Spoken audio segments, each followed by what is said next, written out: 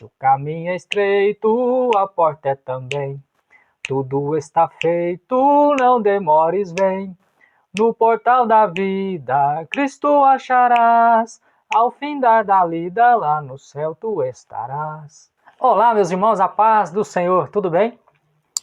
Que prazer enorme em poder gravar mais um vídeo trazendo um resumo da lição de número 12 deste segundo trimestre de 2022 da classe Adultos da Escola Bíblica Dominical. Graças a Deus, já estamos partindo para quase o final, o encerramento deste trimestre, que são 13 lições baseadas nos ensinos de Jesus sobre os valores do seu reino, proferidos lá no Sermão da Montanha, próximo ao Mar da Galileia. Neste vídeo, a lição de número 12, um resumo objetivo com slides, os quais estarão disponíveis na descrição deste vídeo. Que Deus continue te abençoando ricamente nos estudos destas lições da Escola Bíblica Dominical. Muito bem, lição de número 12, que traz o tema A Bondade de Deus em nos atender. É a lição que está baseada no Evangelho escrito por Mateus, capítulo 7, versículo 7 até o versículo de número 20, nos quais os versículos estão abordando a respeito da petição, ou seja, da oração. Também está abordando a respeito do tratamento com o próximo, aquilo que você quer que faça para você, que você venha fazer primeiro. Também sobre a questão da porta, a respeito da questão do caminho e, por fim, a questão dos falsos profetas, que durante a história, durante o Antigo Testamento e também o Novo Testamento, e até mesmo na nossa época, nós temos que ter cuidado com os falsos profetas, falsos mestres, falsos professores, que vêm deturpando a veracidade da palavra do Senhor. A lição de número 12, que tem introdução, 3 tópicos e a conclusão, ela inicia com o tema A Bondade de Deus em nos atender. Nós veremos neste assunto que Deus ele é bom e que a sua misericórdia dura para sempre. Deus, pela sua infinita bondade e misericórdia, ele tem prazer em atender a sua criação, os seus filhos, as suas filhas. E o textuário da lição é justamente baseado em Mateus capítulo 7, versículo 11. Se vós, pois, sendo maus, sabeis dar boas coisas aos vossos filhos, quanto mais vosso Pai que está nos céus dará bens aos que lhe pedirem. Verdade prática, Deus é um Pai amoroso que concede aos seus filhos aquilo que realmente é bom para eles. A leitura bíblica em classe, que está também na revista, Mateus capítulo 7, versículo 7 ao versículo 20. É só você pausar aí o vídeo que você conseguirá ler esta leitura ou fazê-la na Bíblia em que você estiver em mãos. A introdução, nós já temos que a bondade é um dos atributos de Deus. Uma das qualidades de Deus é justamente a condição de Deus ser bom, ou seja, a bondade. Por quê? Porque ele tem prazer em nos ouvir e nos atender. Nós veremos nesta lição também que é necessário entrar pela porta estreita, seguindo os seus preceitos ou seus mandamentos, examinando sua palavra, não será enganado pelos falsos profetas. Então, são os assuntos abordados nesta lição de número 12, que nós estaremos rapidamente comentando dentro da lição da Escola Bíblica Dominical. No primeiro tópico, a bondade de Deus. 1.1, definição de bondade. O que é bondade? É a qualidade ou caráter daquilo que é bom. Boa índole, benevolência, brandura e boa ação. O homem caído tem a tendência natural para a prática do mal. Veja que até Paulo escreve sobre a dificuldade de praticar o bem. Jesus aponta para a necessidade do novo nascimento, João 3,3, e em Mateus 7,4, uma junção sobre entrar pela porta estreita e caminho apertado para levar a vida. Somente assim conseguiremos fazer o bem. Portanto, a definição de bondade? É a qualidade ou caráter daquilo que é bom ou daquele que é bom. Deus, um dos seus atributos é justamente a bondade. E a bondade também ela pode estar presente, fazer parte do discípulo de Jesus, do cristão. Quando analisamos os ensinamentos de Jesus Cristo, o Sermão da Montanha, onde ele traz os valores do seu reino, os princípios éticos e morais, para que aquele que desejar segui-lo e servi-lo possa cumprir piamente cada um dos seus ensinamentos, entendendo que é de suma importância compreender o que Jesus quis ensinar em cada assunto abordado naquele dia, no seu sermão da montanha. Deus ele é bom e também o homem e a mulher pode ter esta qualidade, praticar o que é bom, ser uma pessoa de boa índole, uma pessoa que tenha um bom caráter. Paulo ele chega a dizer, lá em Romanos capítulo 7, versículo 18, que ele tinha dificuldades em praticar o bem. O homem caído por natureza faz parte do seu ser, ele tem essa dificuldade em praticar o que é bom, em fazer o bem. Por natureza, se ele não se preocupar com nada, automaticamente, em muitos momentos, ele não irá praticar o bem, não irá fazer o que é bom.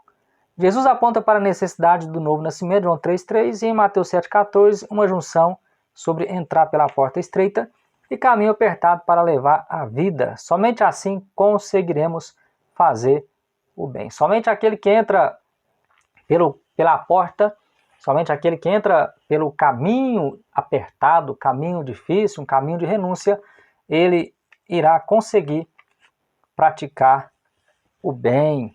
1.2, a bondade de Deus no aspecto bíblico.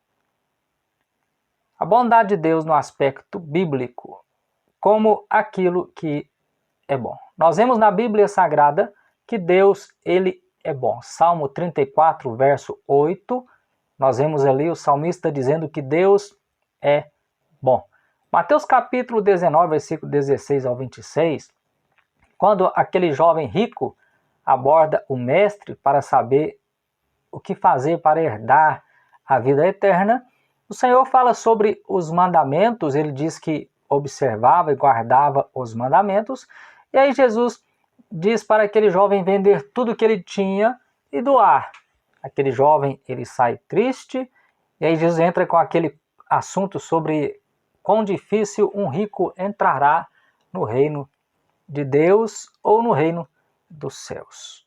Portanto, o jovem que chama Jesus de bom, deixando claro que a salvação não vem de boas obras, se estas não forem acompanhadas pela fé e amor a Deus. O que nós entendemos nos ensinos de Jesus, que a qualidade de bom, a pessoa ter boas obras, não lhe garante a salvação, não lhe garante a vida eterna. Mesmo que ela obedeça os mandamentos, mesmo que ela seja uma pessoa religiosa, a lição vai falar um pouco a respeito disso no decorrer do seu conteúdo, não significa propriamente que a pessoa será salva, mas a pessoa que acredita em Jesus, ela é salva através da fé e por causa do amor de Deus, que através do amor de Deus é que Jesus ele foi doado, ele foi morto e ele ressuscitou, levando sobre ele naquela cruz, naquele dia, os meus e os seus pecados, o pecado de toda a humanidade. A bondade de Deus no aspecto bíblico. 1.3, a bondade de Deus no aspecto teológico. No aspecto teológico, a bondade envolve santidade, retidão, verdade, amor, benevolência, graça e misericórdia. Aonde nós vemos, teologicamente falando, a bondade de Deus? Primeiro, ao dar seu único filho, João 3,16, revelando o seu amor para conosco. A segunda condição que nós vemos a bondade de Deus, teologicamente falando, é em atender nossas necessidades. Salmos de número 23, verso 1, Mateus capítulo 7, versículo 11 também. E também a terceira condição é que mesmo imperfeitos, jamais daríamos pedra por pão ou serpente por peixe aos nossos filhos, ainda mais Deus não nos atenderia. Se os pais, sendo maus, conseguem dar coisas boas para os seus filhos, quanto mais o nosso Deus, nosso Pai Celestial, Ele fará o bem para seus filhos e suas filhas. Tópico 2. Há dois caminhos para escolher. Quando nós vemos a bondade de Deus, é importante perceber que para recebermos alguns benefícios sobre os quais Deus ele oferece para nós, é necessário algumas posições, algumas decisões. E aí é interessante entender que existem dois caminhos para escolher. Quando Jesus fala a respeito da porta estreita e do caminho apertado ou difícil, até o próprio Jesus Cristo vai dizer que muitos procuram, mas poucos são os que entram por esta porta, por este caminho. Por quê? Justamente porque exige renúncia, exige um esforço, exige um sacrifício. Tem até um versículo na Bíblia Sagrada que vai dizer que o reino ele é tomado à força. O reino de Deus ele é tomado à força. Por quê? Porque exige um esforço intenso daquele que quer servir a Deus, daquele que quer participar do seu reino. A porta ela fala de acesso. A nova e viva experiência com Cristo. João 10, versículo 9. Jesus diz que Ele é a porta. Caminho fala de uma nova conduta para aquele que abandonou a trilha do pecado. João 14, 6. Jesus diz que eu sou o caminho, a verdade e a vida, e ninguém vem ao Pai a não ser por mim. Portanto, para o homem, em um sentido geral, ele tem duas opções.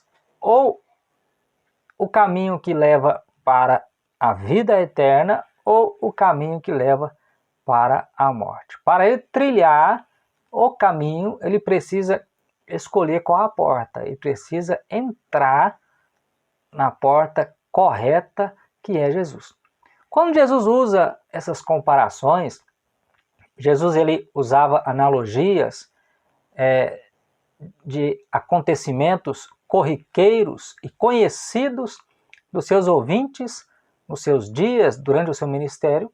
Uma das qualidades que ele vai utilizar, ou uma das imagens que ele vai utilizar, é justamente a porta.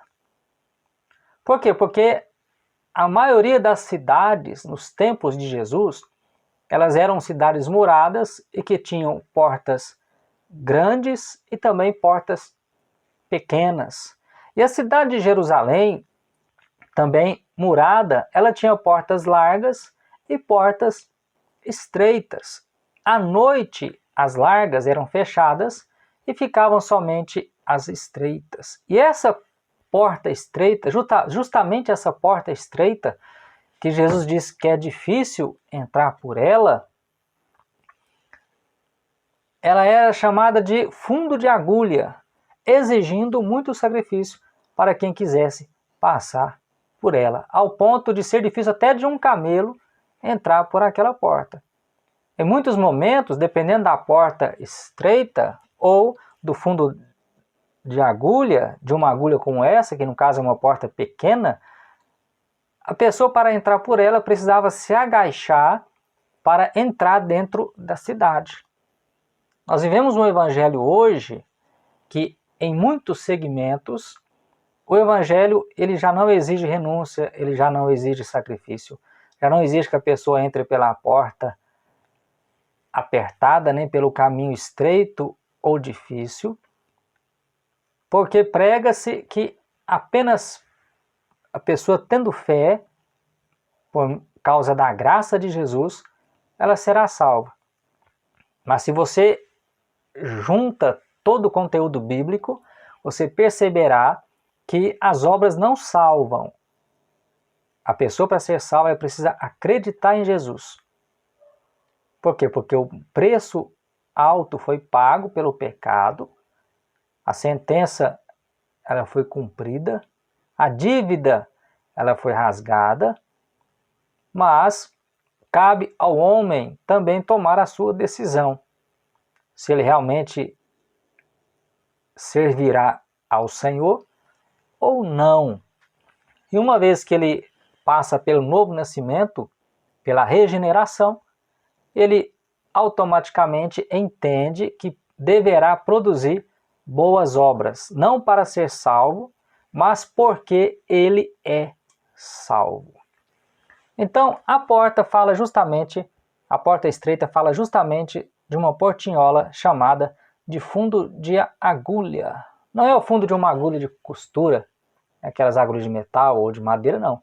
Mas é literalmente uma porta pequena, onde em muitos momentos a pessoa tinha que se agachar para adentrar na cidade. E Jesus é justamente esta porta estreita. 2.2. O que as duas portas e os dois caminhos ilustram para nós? A porta estreita, contrário da larga, conduz à vida eterna, que é justamente Jesus, caminho de renúncia. João 10, versículo 7 ao 9. Os atos religiosos e boas obras não salvam ninguém, sendo necessário a fé em Jesus para a vida eterna. Carta de Paulo aos Efésios, capítulo 2, versículo 8 e 9, você pode ler, vai falar justamente a respeito disso, da salvação pela graça através da fé em Jesus Cristo.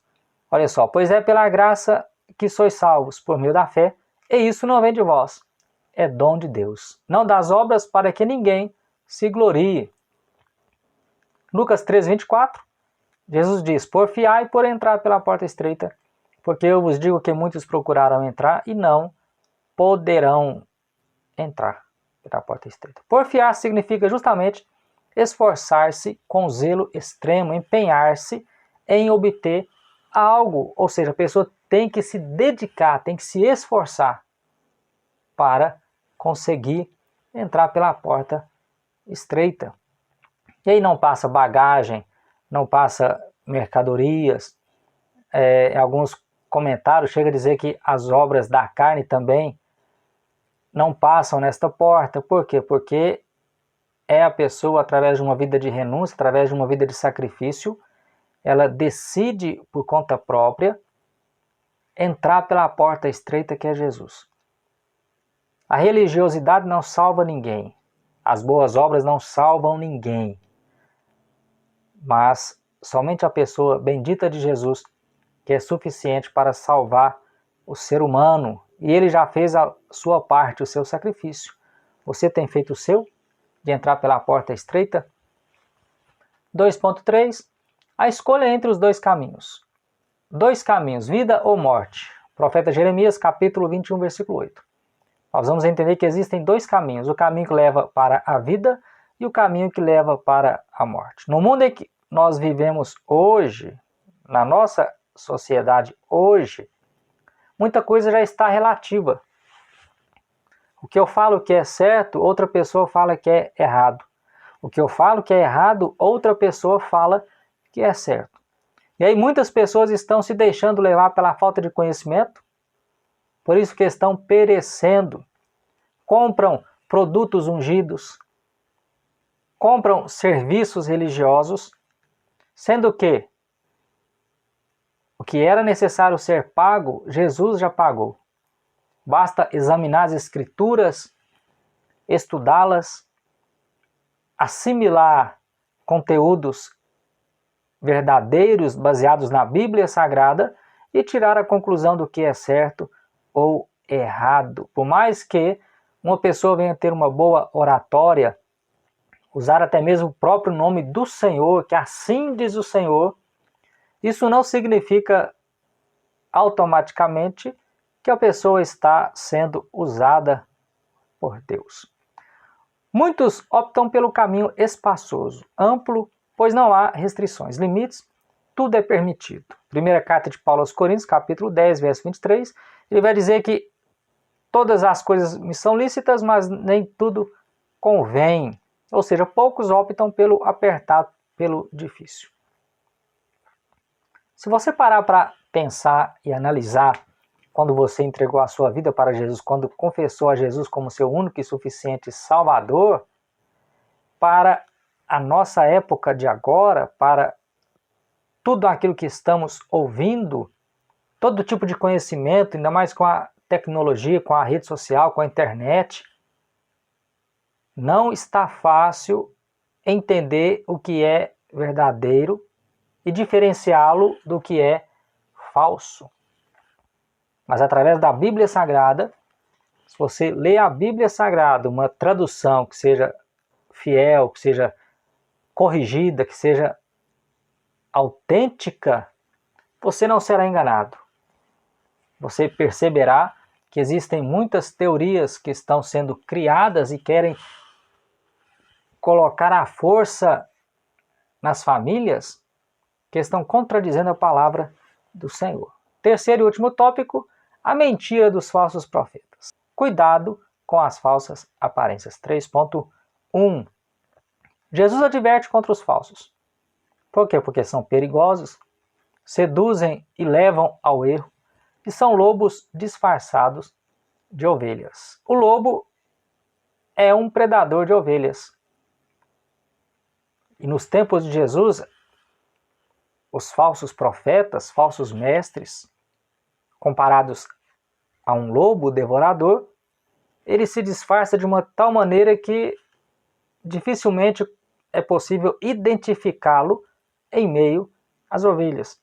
Mas existem algumas características, alguns caminhos, algumas percepções que fazem que o lobo seja diferente da ovelha. É a ovelha que conhece a voz do seu pastor, conhece o cheiro do seu pastor, a maneira do seu pastor trabalhar. Ela vai seguir somente o seu pastor, somente a voz do seu pastor. E ela vai perceber quando existir um perigo, um lobo disfarçado de ovelha próximo a ela. O cristão precisa viver em oração, discernimento, para não ser iludido pelas belas oratórias, pela falsa piedade. 2 Timóteo 3, versículo 5, são meios pelos quais o cristão consegue vencer